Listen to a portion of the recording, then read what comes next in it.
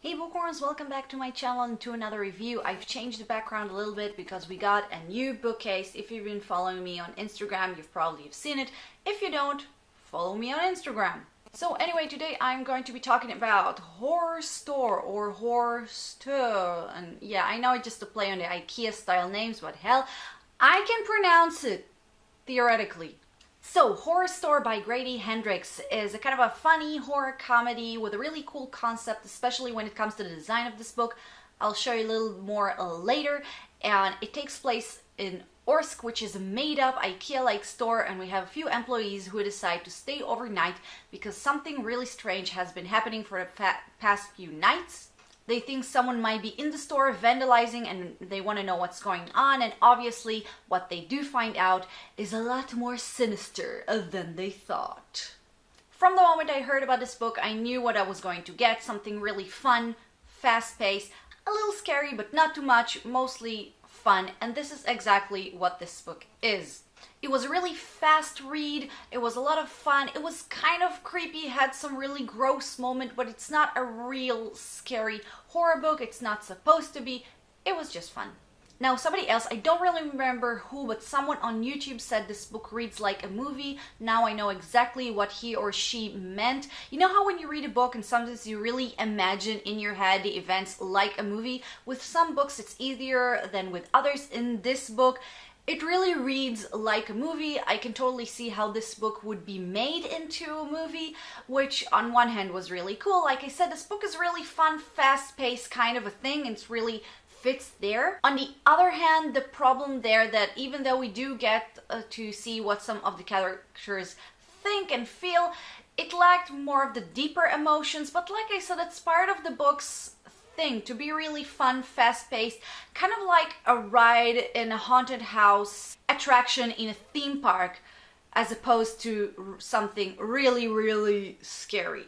Another thing that I really liked about this book is how it incorporates the reality of both working and shopping in a store like that to the actual dark background and real story of what's really going on in Orsk. How, for example, the place is so big and it's kind of like a maze. It's supposed to disorient you so you won't notice how much time has passed and you will just buy more. I thought it was a really cool concept and a really cool twist on the whole haunted house genre. I talked about the design of this book. Let's look into that. So this is the book again. It really looks like an IKEA catalog. You see here you have a sofa and a bookshelf, and it actually has the names and the prices, but not everything is as peaceful as it might look at the beginning. I don't know if you can see it in the camera, but you see like a ghost here, and on the back it looks even worse.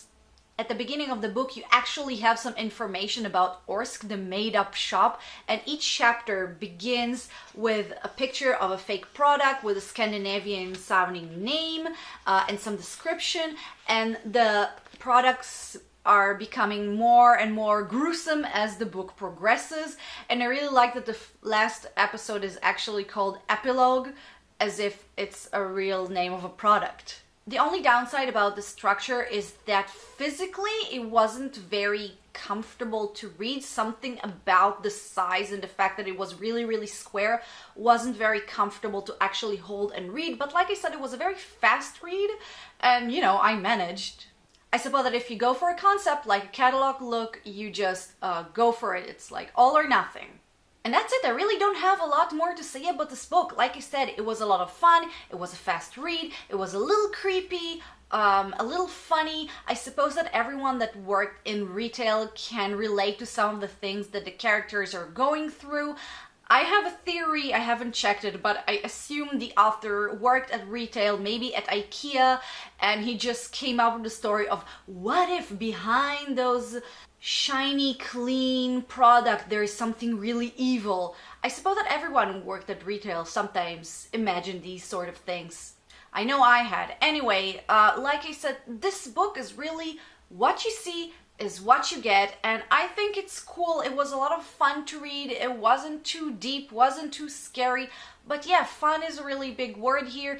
If you like the interesting concept of the whole IKEA catalog thing that's going on, if you like things that are kind of gruesome, kind of creepy, but overall more like a parody than a real horror book, then yeah, sure, give this book a chance.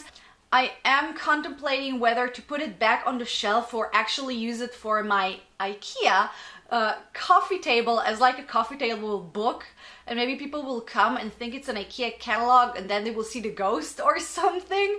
Tell me what you think. Would you use this book as a coffee table book? I think it's a really cool concept. And by the way, the bookshelves are also from IKEA, like the rest of my apartment. So yes, that's it for my review. I really hope you enjoyed this video. Please don't forget to give it a thumb up to show your care and support in IKEA apartments. And also don't forget to subscribe to my channel if you dare, and check out also the description box. I'll link also some other fun videos so you guys can watch. And yeah, thanks for watching, and I'll see you next time. Bye bye.